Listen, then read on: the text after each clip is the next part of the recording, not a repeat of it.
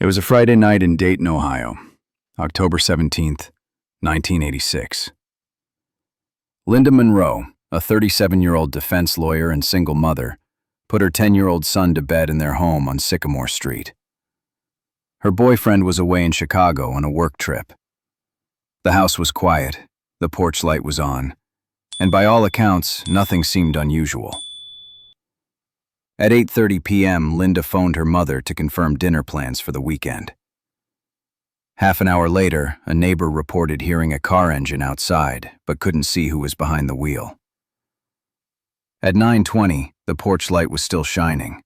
Her son was asleep upstairs. And then, silence.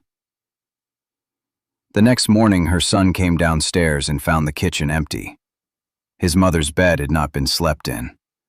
Her car, a 1981 Chevrolet Caprice, was gone. There were no broken locks, no smashed windows, no struggle inside the home. Only faint tire marks pressed into the damp soil behind the house, leading nowhere.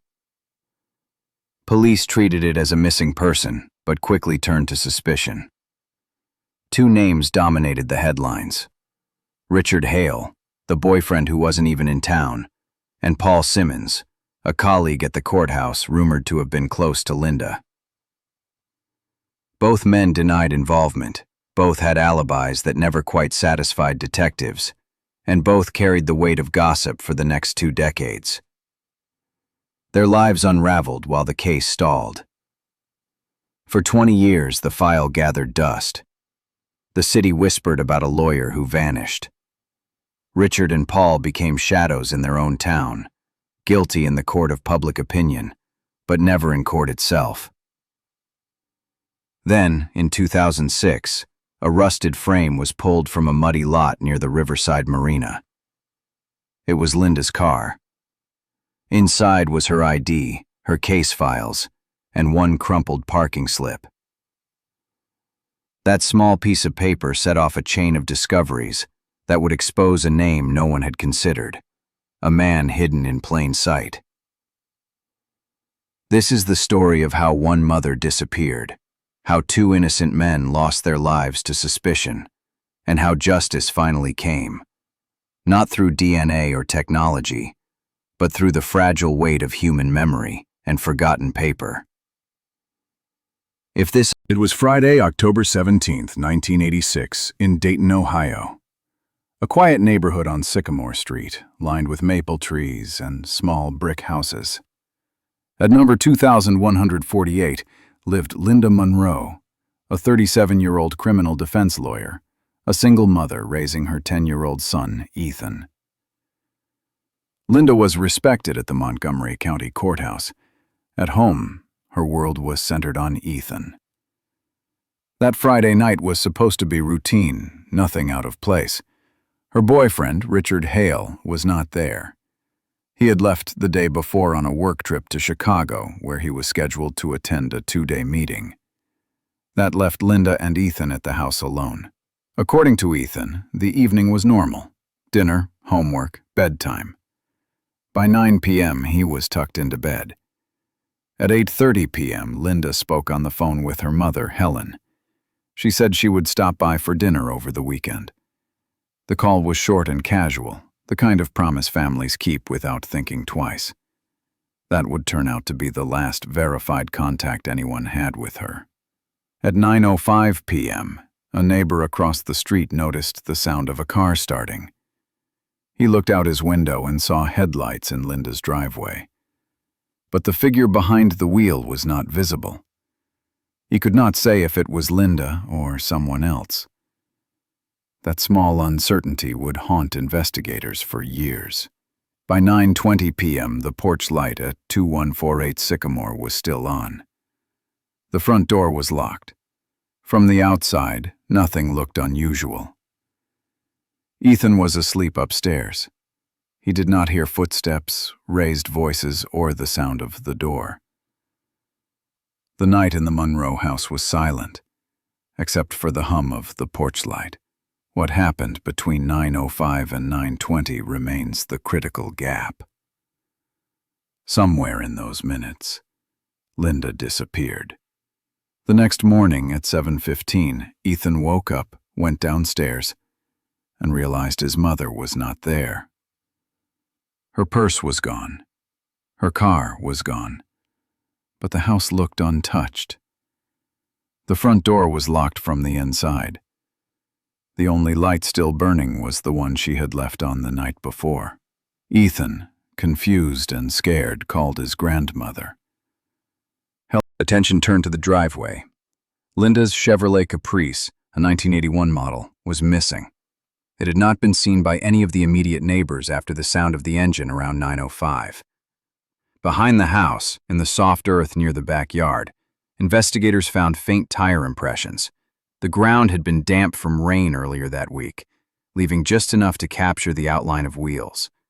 The tracks were too shallow to make out the exact type of vehicle, but they suggested a car had been backed out or maneuvered quickly in the dark.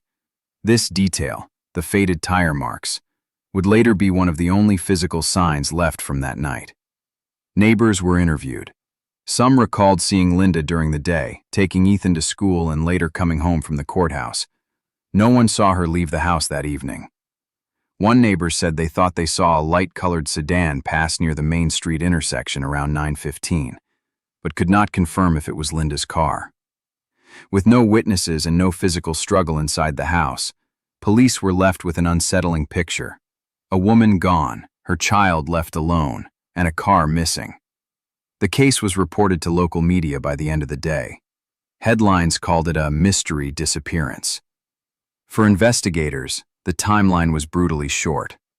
Between 8:30, when Linda spoke to her mother, and 9:20, when the porch light was still glowing, something happened.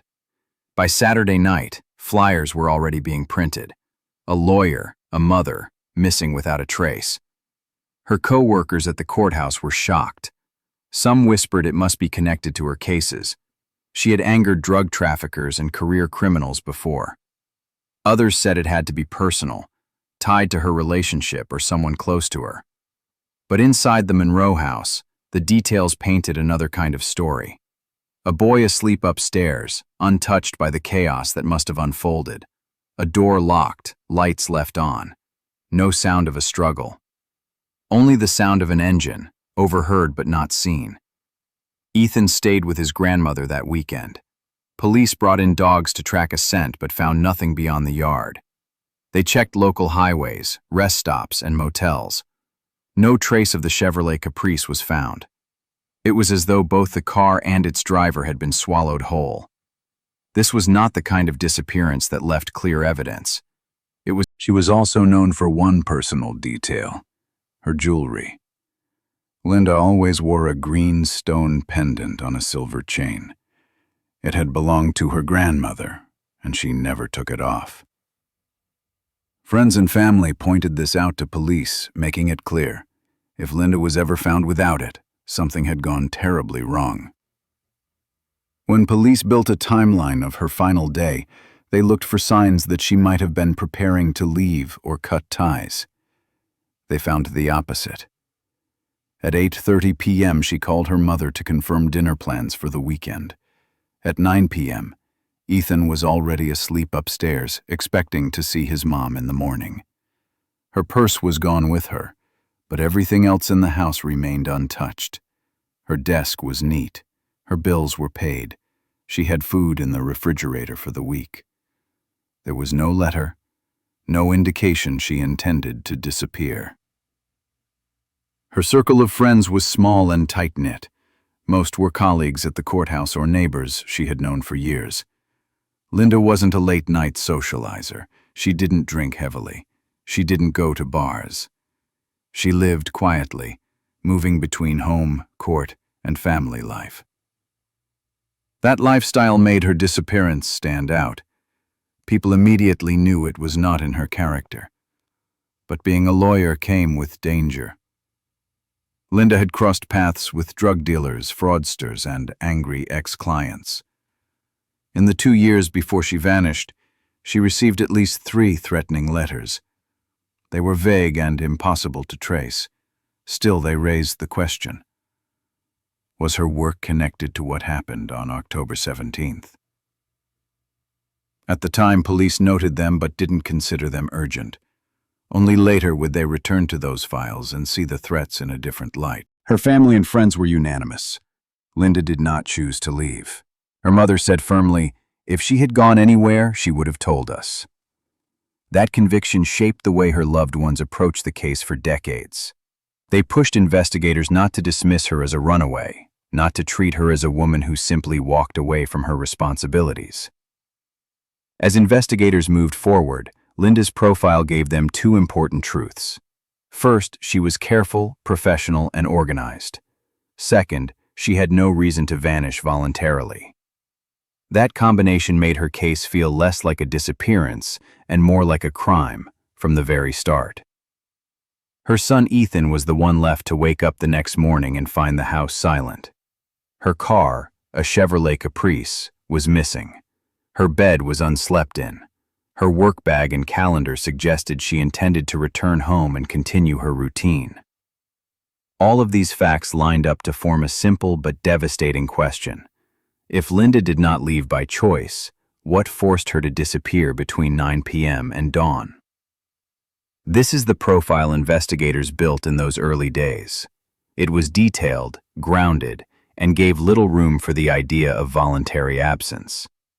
But even with a strong picture of who she was, the case stumbled. Critical leads went unexplored. Some evidence was set aside as irrelevant. And as the weeks passed, small but important details slipped through the cracks. If Linda Monroe did not leave on her own, then what happened in that short window on October 17th? Why did he miss the first signs that could have changed everything? In the next part, we look at the initial search and the mistakes that pushed the case off course before it ever had a chance. The disappearance of Linda Monroe triggered one of the largest missing person searches Dayton had seen in the mid-1980s. But from the very beginning, cracks appeared in the foundation of the investigation. Every step that was overlooked, every lead that wasn't pursued, would shape the next 20 years of this case. Police set up a 10-mile search radius around Linda's home on Sycamore Street. The focus was on the highways, especially I-75, and the many parking lots scattered along it. Patrol units were dispatched, officers walked the blocks, and aerial support scanned the roads. But in those first critical, investigators also reviewed Linda's phone records. At 8:11 p.m., just 19 minutes before a neighbor reported hearing her car start, a short incoming call had been logged on the Monroe home line. The call lasted only seconds. Detectives dismissed it as irrelevant, never tracing the source. That single decision closed off what could have been a vital lead. At 9:15 p.m., a motorist driving through the intersection of Main Street swore he saw a light-colored sedan pull out abruptly. The sighting matched the time window of Linda's disappearance almost exactly. The description wasn't detailed, just a light car, possibly a Chevy or Ford, but it was all the witness could provide. Rather than pressing further, the report was filed and quickly pushed aside.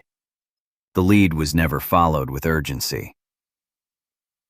Back on Sycamore Street, another potential clue surfaced.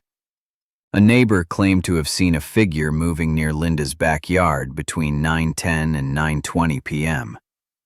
The description was vague, just a shadow, maybe male, maybe female, impossible to be sure. Detectives brushed it off as unreliable. No canvass of the backyards or surrounding alleys was done that night. Meanwhile, the press moved faster than the police.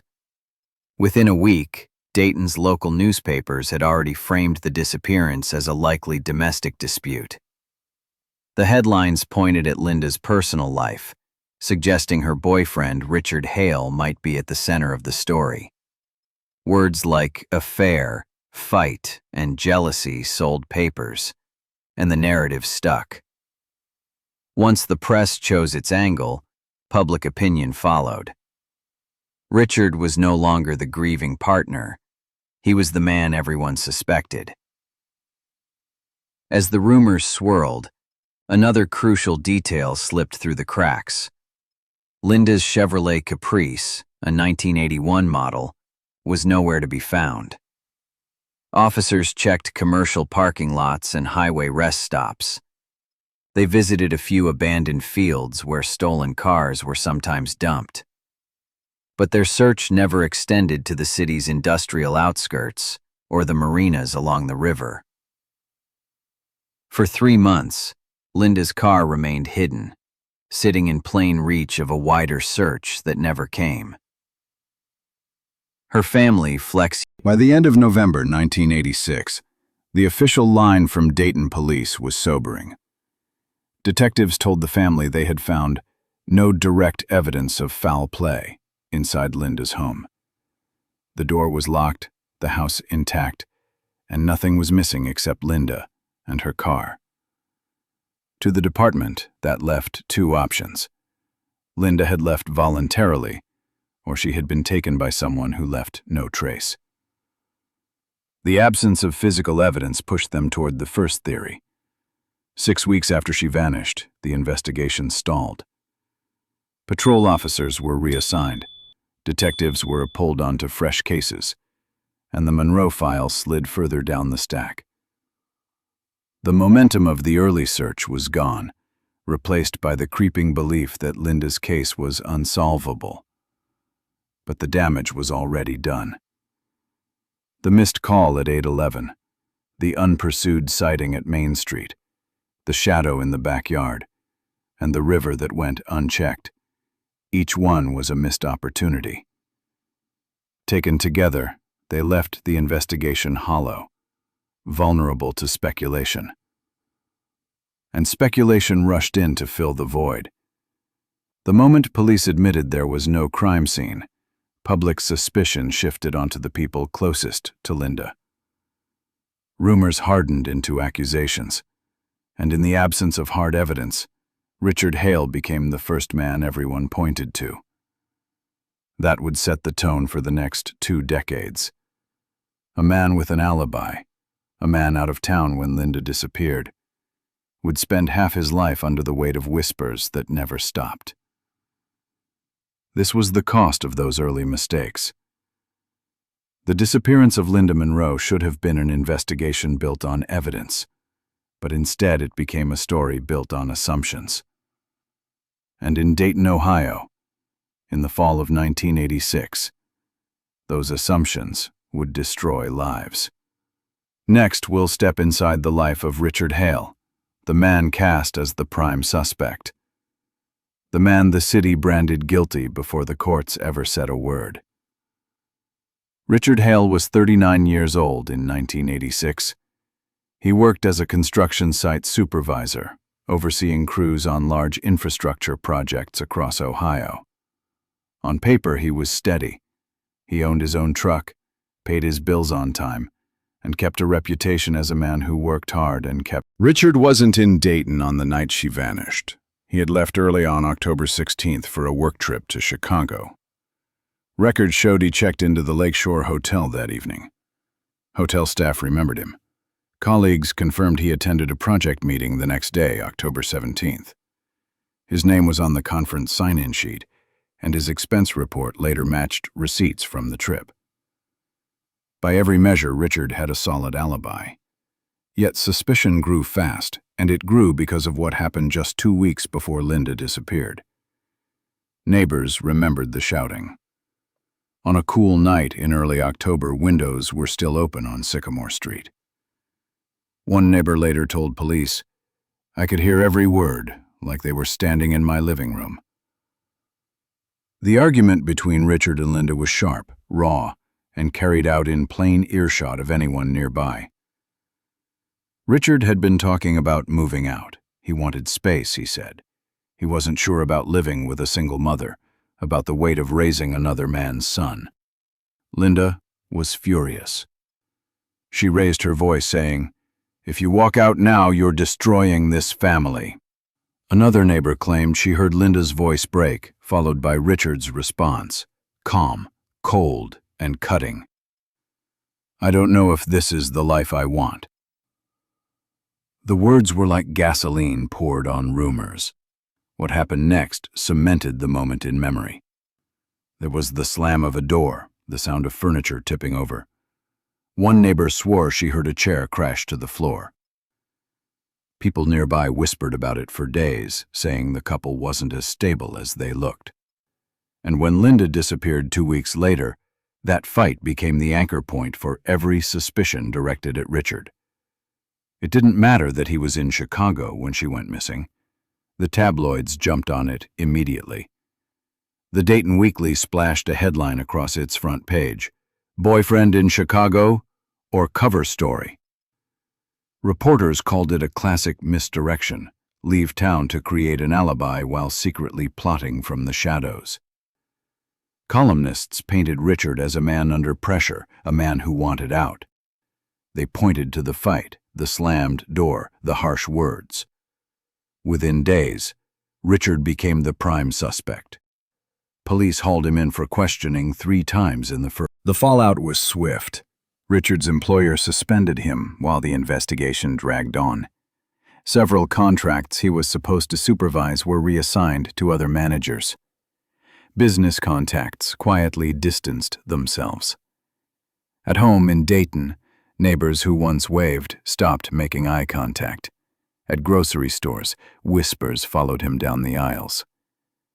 The hardest blow fell on his family. Richard had a teenage son from a previous marriage. The boy was teased at school. Classmates taunted him, saying, "Your dad killed his girlfriend." The boy came home in tears more than once. Richard tried to shield him, but the damage was already done. The stain of suspicion didn't stop at him. It spread to everyone with his name. For Richard, daily life turned into a slow collapse. Even though police could never break his alibi, the presumption of guilt never lifted. He withdrew from friends, stopped attending community events, and eventually moved out of Sycamore Street to live in a smaller apartment on the edge of town. People described him as a shadow of the man he had been before October 1986. The cruelty was that he was never charged with anything. Formally, Richard was cleared as a suspect. His alibi was too strong to dispute. But informally, in the minds of the public, he was guilty. Dayton had already made up its mind. He was the boyfriend who wanted out, the man who clashed with Linda weeks before she vanished, the one who walked away untouched while she disappeared forever. For the next 20 years, Richard carried that weight. Every time Linda's name appeared in the paper under the headline, "The Lawyer Who Vanished," his name appeared alongside hers. Every update about the case recycled the same paragraph. Her boyfriend, Richard Hale, was questioned but never charged. For many, the words "never charged" meant nothing. They read only, "boyfriend questioned," and that was enough. Richard's story shows how destructive suspicion can be when fueled by rumor and amplified by the press. He was never convicted, never proven guilty, but he was punished all the same. His career stalled. His reputation disintegrated. His son's childhood was scarred by the label of being the killer's kid. And Richard himself, Paul Simmons, was 42 years old in the fall of 1986. He worked as a prosecutor at the Montgomery County Courthouse. Married for more than a decade, with 2 children in middle school, Paul had a reputation as a clean-cut, rule-following lawyer. He was known for crisp suits, punctual arrivals, and sharp arguments in front of a jury. For years, he had worked alongside Linda Monroe. They had faced the same gang cases, drug cases, and financial disputes. Their names often appeared on the same dockets. When Linda disappeared, Paul's name quickly surfaced. Not because of evidence at the scene, but because of whispers in the courthouse. Rumors started in hallways, spread in the clerk's office, then reached the local press. People said Paul and Linda had been closer than colleagues, that they had private conversations, late-night case reviews, even secret lunches no one else attended. The truth was simpler. Their schedules overlapped. They shared case files. They met for strategy sessions, like any two professionals handling heavy caseloads. But in a small city like Dayton, rumors filled gaps faster than facts. 3 days before Linda vanished, Paul and Linda had argued outside a courtroom. It wasn't hidden. 2 junior attorneys and a bailiff heard every word. Linda accused him of cutting corners on a plea deal. She said, clear and sharp, "Don't play tricks with evidence." Paul snapped back, "We do it by the book. That's the law." The exchange was tense. Voices rose. The bailiff said Linda's face was red, her voice firm. Paul's tone was clipped, defensive. It ended with Linda storming down the hallway and Paul retreating to his office. When she disappeared, that argument became ammunition. Reporters wrote that professional disagreements might have turned personal, that Paul had a reason to silence her. The theory spread quickly, even though it was built on one heated debate. Paul's alibi came under immediate scrutiny. On the night of October 17th, he said he was at home, alone, watching the World Series. He gave the time frame, from about 8 o'clock until close to 11. The problem was that no one could confirm it. His wife had taken the kids to her mother's house that night. Neighbors didn't recall seeing him. There were no visitors, no phone calls logged, no receipts tying him to home or elsewhere. It was a void. And investigators hate voids. Adding to suspicion was his car. Paul drove a light-colored sedan. One of the few witnesses in the case, a passerby on Main Street, had reported seeing a light-colored car near the intersection around 9:15 p.m. That was roughly the same time Linda's car was thought to be on the move. No license plate, no clear description, just color and shape. But it was enough to pull Paul into the spotlight. Investigators checked his movements on October 17th. Records showed he had left the courthouse around 7:10 p.m. A parking receipt logged his exit at 7:02. A security guard remembered seeing him drive out of the back lot minutes later. After that, his night was unaccounted for until the following morning, when he returned to work as usual. Police searched his office. On his desk was a legal pad with notes. In the margin was a line, "Linda, October 18th, 9 a.m. It looked like a meeting reminder, a routine note. But in the eyes of detectives, it placed her name in his office, in his handwriting, within 24 hours of her vanishing. They found no letters, no personal items, no hidden correspondence. Nothing to suggest a secret relationship. Still, they treated the note as if it hinted at something more. Investigators also checked his phone records. No calls between Paul's home and Linda's house on the 17th. No unexplained numbers. The one suspicious log at 8:11 p.m. on Linda's side was traced only decades later to another lead. But at the time, detectives didn't connect it. Instead, the lack of calls was used to underline his isolation. He had no one to back up his story. They also inspected his gas receipts. His credit card showed no purchases that night. The odometer on his car showed nothing unusual, no sudden jumps in mileage. Mechanics confirmed the reading looked consistent with routine driving. That didn't matter.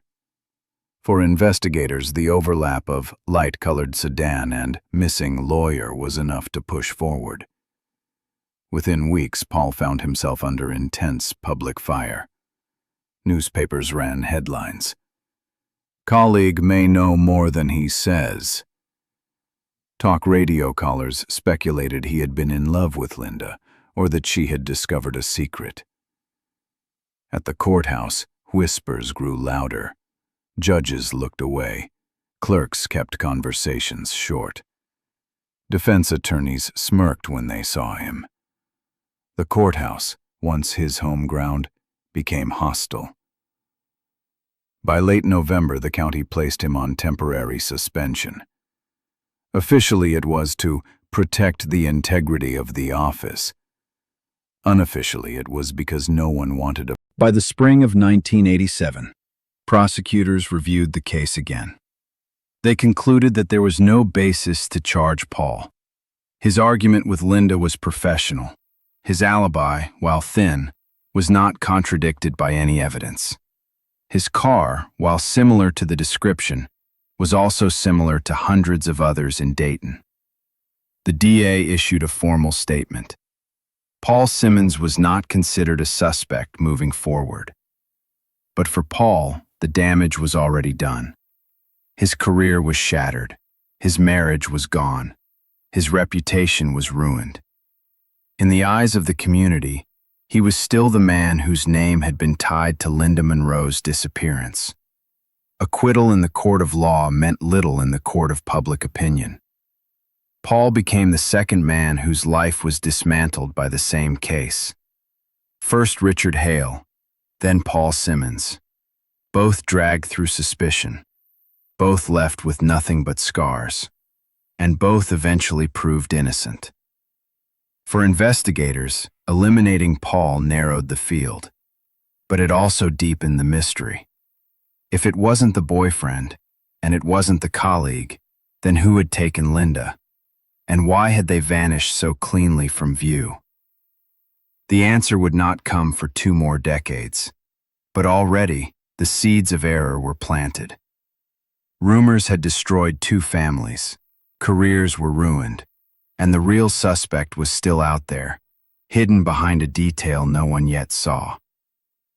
By 1987, the disappearance of Linda Monroe was no longer front-page news. The case file was officially stamped as unsolved and pushed into the growing shelf of cold cases at the Dayton Police Department. Each October, near the anniversary of her disappearance, the police released a short list of unresolved cases to the local papers. Linda's name appeared year after year, but nothing changed. There were no new leads, no new witnesses, and no new evidence. For the Monroe family, time did not soften the blow. Helen, Linda's mother, kept a small shrine in her living room. A framed photo of Linda stood next to a candle and fresh flowers she replaced weekly. Neighbors often saw her through the window, sitting quietly, hands folded, as if waiting for answers that never came.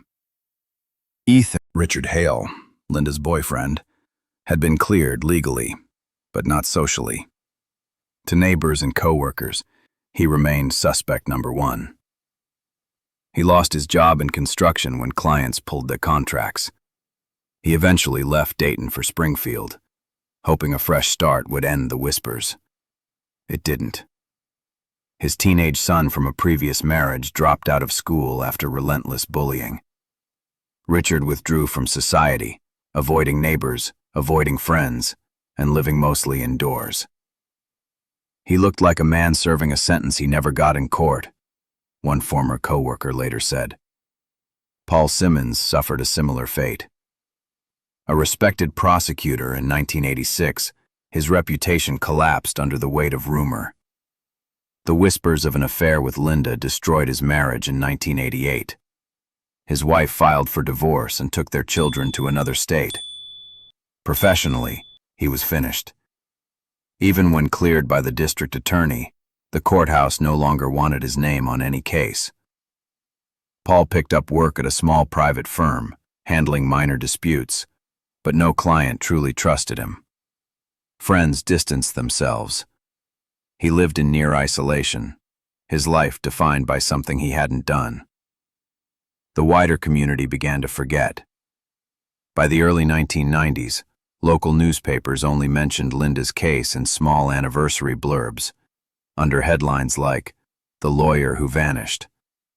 Dayton had new crimes, new scandals, new headlines. The memory of Linda's disappearance faded, except for those who carried the pain every day. Key witnesses also disappeared with time. Some elderly neighbors who had reported noises that night passed away. The man who saw a light-colored car near Main Street in 1986 moved out of Ohio and was never tracked again. The owner of Riverside Marina, who might have remembered small details, aged into poor health. His memory weakened, and his records were thrown into boxes, misplaced or lost. What might have been useful evidence slipped away forever. Meanwhile, forensic science was moving forward in the 1990s, with DNA testing transforming investigations across the country. But none of it mattered for Linda's case. There was no blood, no clothing, no hair, no trace to test.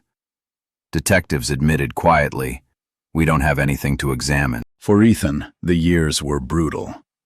He grew into a young man carrying the weight of unanswered questions. He enrolled in law school, perhaps driven by the hope of someday reopening his mother's case. But the constant pressure of being the son of the lawyer who vanished broke him. He dropped out before finishing his degree. Friends said he struggled with anger and depression, torn between wanting to know the truth and resenting the silence that surrounded the case. Through the 1980s, the 1990s, and into the early 2000s, nothing changed. Every lead was dead, every rumor recycled. The Monroe case sat in the cold case files, frozen in time. For nearly 20 years it seemed certain the truth would never surface. But in 2006, everything shifted. A construction crew clearing an abandoned lot near Riverside Marina made a discovery buried under rust and mud. It was a piece of metal, corroded but recognizable.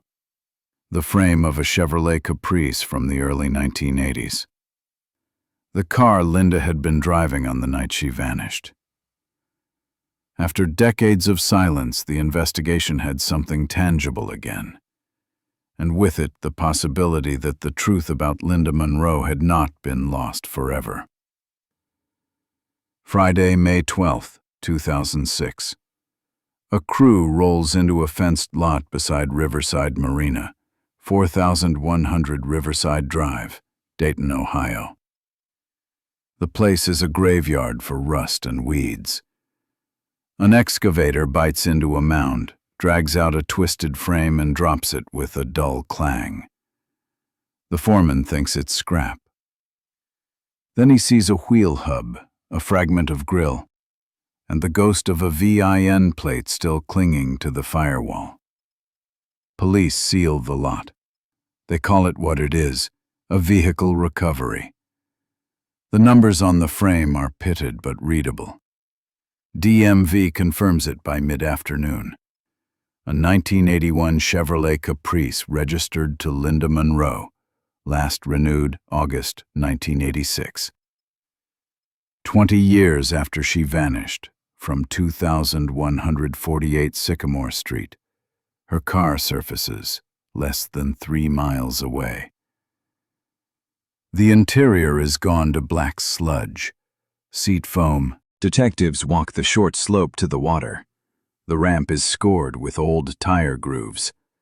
They picture a full-size sedan rolling slowly down that concrete, a driver guiding it straight, a foot ready to jump clear. The Great Miami River is calm today. Back then the water was higher, the current stronger. A push, a release, and a car could vanish beneath the surface in seconds. The cold case unit forms the same week. 2 veterans and a younger analyst take the file apart and start over. They rebuild the timeline with fresh eyes. 20, 30. Linda calls her mother to confirm dinner that weekend. 21:05. A neighbor on Sycamore Street reports an engine starting but can't see a driver. 21:20. The porch light is still on, the front door locked, Ethan asleep inside. Somewhere between those marks, someone gains control of Linda or her car. Now the Marina ticket adds a new bracket. 2150 to 2210, Riverside Marina, paid entry. The lead detective drives the route. Sycamore to Main, right at the light, cut west toward the river, then south on Riverside Drive. It's 2 to 3 miles, 10 minutes in low traffic, and in 1986 there were almost no cameras to catch the path. A witness back then claimed a light-colored sedan at Main Street around 2115. That lines up, but no plate, no make. The Caprice was beige. So were 100 cars on any Friday night. They canvass Riverside Marina. The current owner is new, but the former owner, now in his late 70s, still lives nearby. He meets them at a picnic table under a faded canopy and studies the ticket. He nods slowly. He remembers the paper stock. He remembers the price. Then he says something that cracks the door open. "We had a guy that night. Paid cash, moved quick. What did he drive?" "A white work van," the older man says. "What did it look like?" "Plain, maybe a magnetic sign on the door." "Could he see the driver?" "A man, middle-aged, no more detail than that." The river wind was hard, the office window fogged. But the man paid, got the unit reworks the timeline and labels the points. Point A, 2148 Sycamore Street, porch light on at 2120. Point B, Main Street sighting of a light sedan at 2115, likely the Caprice moving west. Point C, Riverside Marina receipt 2150 to 2210. Point D, the Caprice frame dug from the lot in 2006, within a few hundred feet of the ramp. She didn't drive herself there and stage a vanishing act. The path shows movement and intent by someone else. Next, they test the river exit theory against the car's condition. The frame shows corrosion consistent with long submersion, then years buried in silt near the riverbank. The underside bears scrapes that match the slope texture of the marina ramp. The right rear corner has an impact crease that could come from a concrete lip at the end of the ramp. Nothing in the evidence contradicts a push-down entry. They pull fuel purchase records from surviving stations on Riverside Drive and North Main for the night of October 17, 1986. Old paper tapes still exist in a box at a now closed Amoco. They log the times, totals, and card types. They compare the data to known cards for Richard Hale and Paul Simmons. No hits. No charges from either account appear within a 6-hour window. Even if either man had used cash, neither owned a van or worked near the marina. The recheck doesn't clear them in the court of gossip, but it does clear the investigation to move on. The team broadens the field, the way it probably should have been done in 1986. They build a list of itinerant trades who operated in Dayton that fall. Tow operators, glass repair, locksmiths, small contractors, any business that used a white van and took cash. They cross-reference court vendor lists and maintenance logs at the courthouse where Linda worked. They ask a simple question. Who had reason to be near Linda through work, and who also had reason to be near a boat ramp late on a Friday night? They send a public notice to the community. It isn't flashy.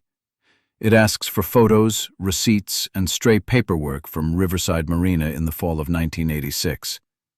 It specifically asks retired. A property survey of the marina grounds shows why the Caprice frame turned up in 2006. The river flooded in the early 90s, and again in the late 90s, shifting silt and filling a drainage trench. When the site was graded for new storage, the blade cut that trench open. The frame was trapped there, not far from where the ramp meets the waterline. The car didn't drift miles downstream. It settled near where it entered. The analysts stack what they have. The Caprice was at Riverside Marina the night Linda disappeared. Someone paid cash to access the ramp. A white service van was present at the same time. The Marina ledger backs the timing. The route from Sycamore Street to the Marina avoids the city's few surviving cameras from 1986. Nothing connects Richard or Paul to that chain. Everything points to an outsider with a work van and a reason to move fast. They revisit the old phone log from Linda's house. 2011. One short incoming call. It was dismissed in 1986 as a wrong number. The unit requests archived billing microfilm from the phone company. The detail they get back is limited, too many records lost. But the call source appears to be a payphone near the courthouse. Not proof of anything by itself, but it sits uneasily beside the new focus on courthouse vendors and itinerant trades. Friday, May 12, 2006. A crew rolls into a fenced lot beside Riverside Marina, 4100 Riverside Drive, Dayton, Ohio. The place is a graveyard for rust and weeds. An excavator bites into a mound, drags out a twisted frame and drops it with a dull clang. The foreman thinks it's scrap. Then he sees a wheel hub, a fragment of grill, and the ghost of a VIN plate still clinging to the firewall. Police seal the lot. They call it what it is, a vehicle recovery. The numbers on the frame are pitted but readable. DMV confirms it by mid-afternoon. A 1981 Chevrolet Caprice registered to Linda Monroe, last renewed August 9th. They strip the trunk liner. A thin rectangle damp and stuck to the felt peels free. It's a parking ticket from Riverside Marina. The ink is pale, but there's a date, October 17, 1986, and a rough time window, 9:50 to 10:10 p.m. The ticket should not be in Linda's trunk unless her car was at this marina on the night she disappeared. Detectives walk the short slope to the water. The ramp is scored with old tire grooves. They picture a full-size sedan rolling slowly down that concrete, a driver guiding it straight, a foot ready to jump clear. The Great Miami River is calm today. Back then, the water was higher, the current stronger. A push, a release, and a car could vanish beneath the surface in seconds. The cold case unit forms the same week. 2 veterans and a younger analyst take the file apart and start over. They rebuild the timeline with fresh eyes. 2030. Linda calls her mother to confirm dinner that weekend. 2105. A neighbor on Sycamore Street reports an engine starting but can't see a driver. 2120. The porch light is still on, the front door locked, Ethan asleep inside. Somewhere between those marks, someone gains control of Linda or her car. Now the marina ticket adds a new bracket, 2150 to 2210. Riverside Marina, paid entry. The lead detective drives the route, Sycamore to Maine, right at the light, cut west toward the river, then south on Riverside Drive. It's 2 to 3 miles, 10 minutes in low traffic, and in 1986 there were almost no cameras to catch the path. A witness back then claimed a light-colored sedan at Main Street around 2115. That lines up, but no plate, no make. The Caprice was beige. So were 100 cars on any Friday night. They canvass Riverside Marina. The current owner is new, but the former owner, now in his late 70s, still lives nearby. He meets them at a picnic table under a faded canopy and studies the ticket. He nods slowly. He remembers the paper stock. He remembers the price. Then he says something that cracks the door. The unit reworks the timeline and labels the points. Point A. 2148 Sycamore Street. Porch light on at 2120. Point B. Main Street sighting of a light sedan at 21:15, likely the Caprice moving west. Point C. Riverside Marina receipt 21:50 to 22:10. Point D. The Caprice frame dug from the lot in 2006, within a few hundred feet of the ramp. She didn't drive herself there and stage a vanishing act. The path shows movement and intent by someone else. Next, they test the river exit theory against the car's condition. The frame shows corrosion consistent with long submersion, then years buried in silt near the riverbank. The underside bears scrapes that match the slope texture of the marina ramp. The right rear corner has an impact crease that could come from a concrete lip at the end of the ramp. Nothing in the evidence contradicts a push-down entry. They pull fuel purchase records from surviving stations on Riverside Drive and North Main for the night of October 17, 1986. Old paper tapes still exist in a box at a now closed Amoco. They log the times, totals, and card types. They compare the data to known cards for Richard Hale and Paul Simmons. No hits. No charges from either account appear within a 6-hour window. Even if either man had used cash, neither owned a van or worked near the marina. The recheck doesn't clear them in the court of gossip, but it does clear the investigation to move on. The team broadens the field the way it probably should have been done in 1986. They build a list of itinerant trades who operated in Dayton that fall. Tow operators, glass repair, locksmiths, small contractors, any business that used a white van and took cash. They cross-reference court vendor lists and maintenance logs at the courthouse where Linda worked. They ask a simple question: who had reason to be near Linda through work, and who also had reason to be near a boat ramp late on a Friday night? They send a public notice to the community. It isn't flashy. It asks for photos, receipts, and stray paperwork from Riverside Marina in the fall of 1986. It specifically asks retired employees to check old boxes. It doesn't promise a reward. It promises attention. A few envelopes come in with nothing useful. Then a voicemail lands for former dockhand's daughter. She found a spiral notebook with fees and initials from the late 80s in her father's garage. Before that notebook arrives, the unit keeps pressing the marina owner's memory. He squints at the past and offers another detail. The van sat close to the ramp as if lining up to help another vehicle. That sticks. A tow and glass van would make sense in a lot of places. It makes more sense at a ramp if its driver is familiar with pushing or pulling vehicles. They note the phrase and move on. A property survey of the marina grounds shows why the Caprice frame turned up in 2006.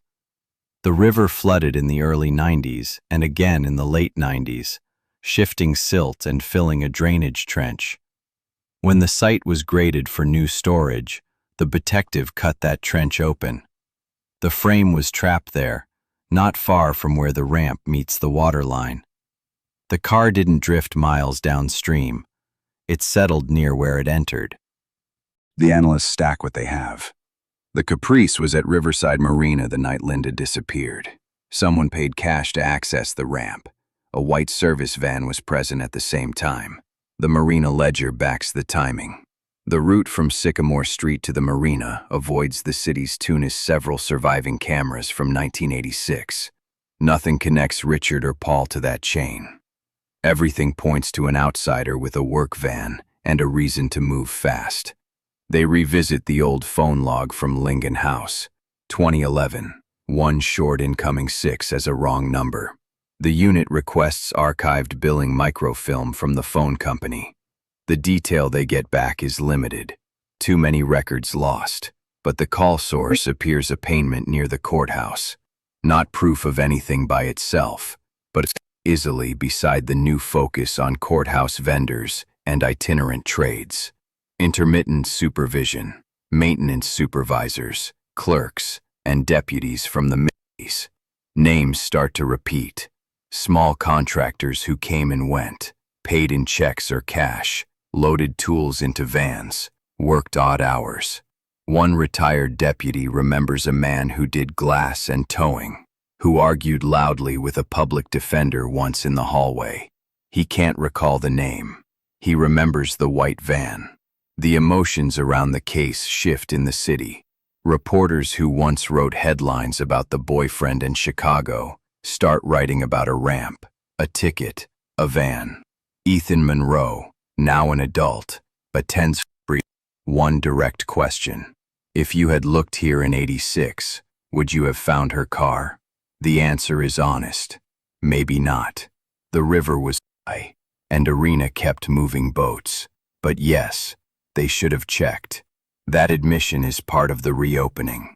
It adds to each step they take now.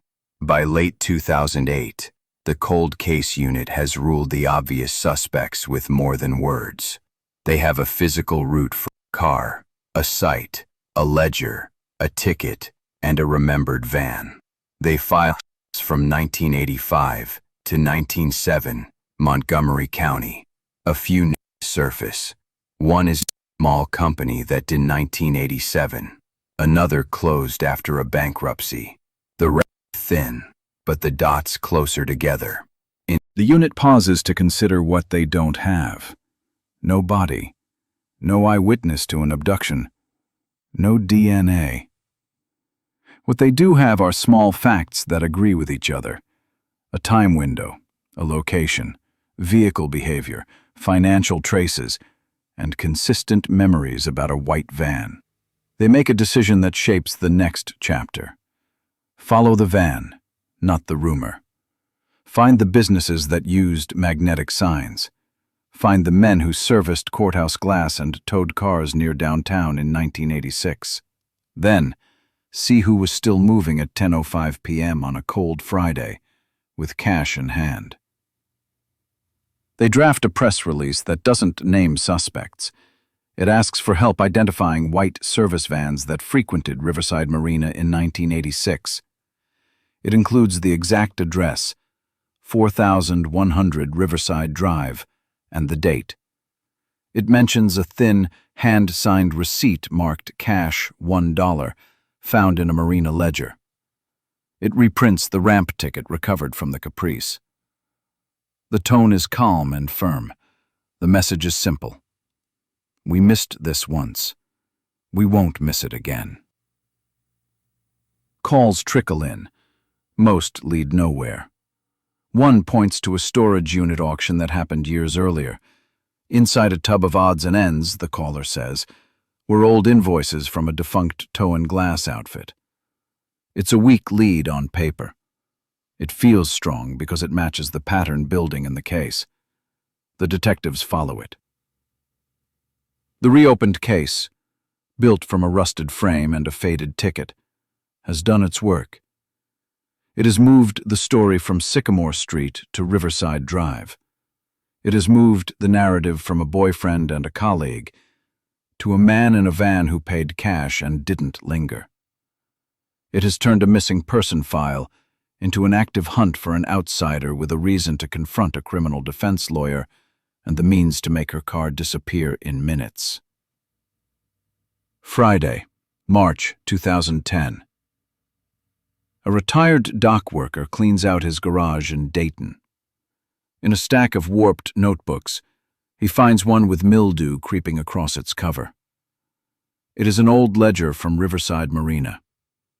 He flips through the pages. Most are blank, but one entry stands out. The date reads October 17th. The detectives track down the marina's former owner. He is in his late 70s now, his memory soft around the edges.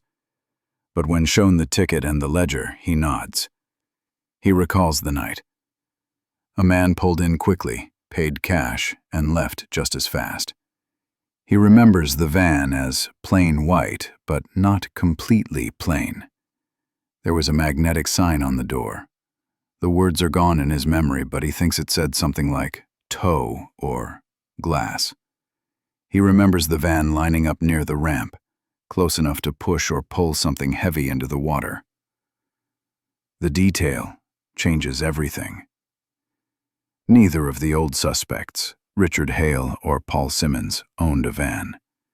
Neither had any link to towing or auto glass. For the first time, investigators have a new direction. The cold case unit runs a sweep through old business filings from the mid-1980s. They filter for small companies in Montgomery County that used vans, worked with cash, and had ties to courthouse contracts. Dozens of names show up, but one stands out: Dayton Auto Glass and Tow. The business folded in 1987 after bankruptcy. The owner was a man named Jack Turner. In 1986, Turner was 45 years old. He had prior arrests for theft and fraud. He ran a modest operation with a single van and a handful of tools. The investigators pressed deeper. Court records show Turner once held a subcontract for courthouse window repairs. He was familiar with the building where Linda Monroe worked daily. More importantly, he had a history with her. Turner lost a lucrative job after a dispute tied to a case Linda argued. Neighbors remember him muttering bitterly. One man recalls hearing Turner say, "That lawyer's trying to ruin me." The case files show more. The night Linda vanished, her home phone logged a short incoming call at 8:11 p.m. In 1986, it was brushed off as a wrong number. In 2010, the cold case unit asks the phone company to pull archived billing reels. The source was a payphone on a corner 2 blocks from the courthouse. That payphone was known to be used. They map the chain of evidence. The ledger shows a white van paying cash at 10:05 p.m. The marina owner recalls the magnetic sign. A witness recalls the sound of an engine by the ramp. Linda's phone log shows a call that could have drawn her out. Turner had reason to hate her and access to her world. It is not DNA, it is not fingerprints, but the connections form a clean line. By the summer of 2010, the investigators are confident. The killer was not Linda's boyfriend. It was not her colleague. It was an outsider, a man long forgotten by the file. Jack Turner is named in internal memos as the likely abductor and killer. There will be no arrest. Turner died in a car accident in 1994, never questioned, never charged. But the cold case unit knows the truth. The announcement is delayed while every detail is checked. They verify Turner's bankruptcy records. They find a small claims suit filed against him in late 1986, showing the financial pressure he was under. They confirm his company dissolved within months of Linda's disappearance. They even track down a former co-worker who says Turner sometimes parked his van near the courthouse to complain about crooked lawyers. By late 2010, the evidence is presented to prosecutors. The chain is circumstantial, but strong enough for a public conclusion. Richard Hale and Paul Simmons, the 2 men whose lives were shredded by suspicion, are cleared. Officially, publicly, and finally. For Richard, it ends 24 years of being treated as a killer. For Paul, it is too late to save his marriage or career. Both men have lived as pariahs, punished for a crime they did not commit. Now, with Turner identified, they are freed. But the damage is permanent. The Monroe family receives the news in a closed-door meeting. They are told that Linda's killer was a man who hated her for professional reasons, a man dead for 16 years. Helen Monroe, her mother, listens in silence. Ethan, now an adult, shakes his head. The relief is mixed with anger. The truth could have been found earlier, if the marina had been checked in 1986. Dayton itself reacts with a kind of shock. For decades, the story was told as a domestic tragedy, a boyfriend or a colleague driven to violence. The real answer is more blunt. Linda Monroe was targeted. The cold case unit issues its final report. It names Jack Turner as the perpetrator. It outlines the evidence, the ledger, the witness accounts, the business ties, the financial collapse, the phone call, and the motive of revenge. There will be no prosecution, but the record is clear. By December 2010, the case is prepared for public release. Reporters are briefed. Richard Hale is invited to speak. He stands before microphones, older and gray, and says only one line. 24 years in the dark is a sentence no innocent man should serve. Paul Simmons does not attend. He declines every interview. The breakthrough changes how Dayton remembers Linda Monroe. Not as a woman who walked away, not as the victim of her own circle, but as a lawyer marked by a bitter man she crossed in court and silenced because no one thought to look at a boat ramp. The hook into 2011 is unavoidable. The police prepare to announce the case closed. They will clear Richard and Paul. They will name Turner. But the scars remain, deep and unhealed. The final chapter will not be about catching a killer. It will be about what happens when justice comes too late, and how a community carries the weight of its own mistakes. May 2011. Dayton police call a press conference. Cameras line a narrow room at headquarters. Reporters expect another ritual update. Instead, the statement is clear. Richard Hale is not involved. Paul Simmons is not involved. The case points to Jack Turner, owner of Dayton Auto Glass and Tow, now deceased. The department will close the Linda Monroe file as solved by identification of offender. 25 years after a Friday night on Sycamore Street, the city hears an answer. And it is not the one they told themselves for decades. The chief walks through the facts. Linda's 1981 Chevrolet Caprice, recovered near Riverside Marina in 2006. The marina ticket found in her trunk, with the date October 17, 1986. The hand-signed ledger page that surfaced in 2010. Van Trang, cash, 10:05 p.m. Witness recollections of a white service van with a rounded corner magnetic sign. Cross-checks of small vendors who worked at the courthouse that fall. The name that matched the van, the work, the anger, and the timeline. Jack Turner. A payphone call to Linda's house at 2011, tied to a phone near the courthouse, where Turner worked jobs and complained about her. No DNA, no miracle technology. Just paper, memory, roots, and hours that fit together. The chief also says what should have been said earlier. The early focus on Richard and Paul was wrong. The evidence never put either man near Riverside Drive. The reopened case moved with the car and with the ticket. That is why the department is publicly clearing both men today. He pauses and adds, "We regret the harm caused by speculation." It is not a legal remedy, but it matters. The room goes quiet. The story Dayton told itself has to change. A week later, the family gathers at Riverside Marina. The current owner lets them use the lawn by the ramp. A small granite marker sits on a short base. It reads, Linda Monroe, 1949 to 1986. Ethan stands beside it, older now, steady. He says only this: "My mother finally has the truth." His grandmother Helen leans on his arm and holds a framed photo against her chest. Reporters keep their distance.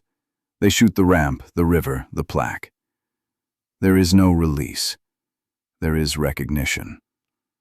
Richard Hale, gray hair, thinner than before, returns to Dayton for the first time in years. He speaks in a low voice. 25 years in the dark are over. He does not mention the lost jobs, the forced moves, the isolation. He does not need to. People in this town remember the headlines. They remember the looks. They remember the way his name was tied to Linda's in every story, as if proximity was proof. He shakes a few hands and steps back. For Richard, the end of suspicion is not victory. It is air. Paul Simmons appears briefly and keeps to the edge of the crowd. He has his law license again, but not his career. The department's statement clears him, yet the damage is older than any apology. He told a reporter the night before, "The truth came too late to save what I lost." He leaves without fanfare. The label he carried for decades did not come from a judge. It came from neighbors, co-workers, readers, and whispers. The case ends. The sentence lingers. Dayton absorbs the news in stages. The first stage is disbelief. People have argued for years about Richard or Paul or both. They built motives out of rumors and fights no one recorded. Now they see the marina, the recovered Caprice, the ticket in the trunk, the ledger, the white van, the contractor who said, "That lawyer wants to ruin me." They see how a short phone call from a courthouse payphone at 2011 and a cash slip at 10:05 p.m. can tell a cleaner story than a decade of gossip. The second stage is acceptance. Headlines drop the boyfriend narrative and adopt a new name. The Marina ticket case. Inside the department, a quiet review catalogs the early missteps. A 10-mile search grid that hugged I-75 but skipped the Great Miami River. Dismissing a 20-11 payphone call as irrelevant. Filing a neighbor's report of a figure by the back fence under unclear. Failing to canvass marinas and ramps within 2 miles in the first week. The memo reads like a checklist of what not to do. No one is fired in 2011 for choices made in 1986, but the file becomes a caution taught to new detectives. If you think the case is about love or jealousy, prove the root anyway. The community conversation shifts to harm. In public meetings and in letters to the editor, residents talk about rumor as a force. They talk about how quickly a town can turn on someone it knows. Richard becomes a symbol of that damage. Paul becomes another. One retired colleague stands at a forum and says, "We had no evidence against Paul, but we treated him like he was lying because he watched a game alone." It is a plain sentence, and it lands.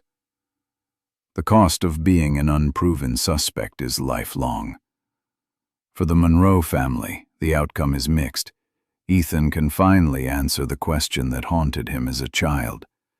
His mother did not run. She was the target of a work-driven grudge. The marker at the marina is not justice. It is honesty. Helen, now 87, hears her daughter's name cleared in a public room and whispers, "Thank you." She wanted a trial. That will never happen. Turner died in 1994 in a crash that took him off any list. The best they can do is clarity. The case leaves practical lessons. Paper is evidence.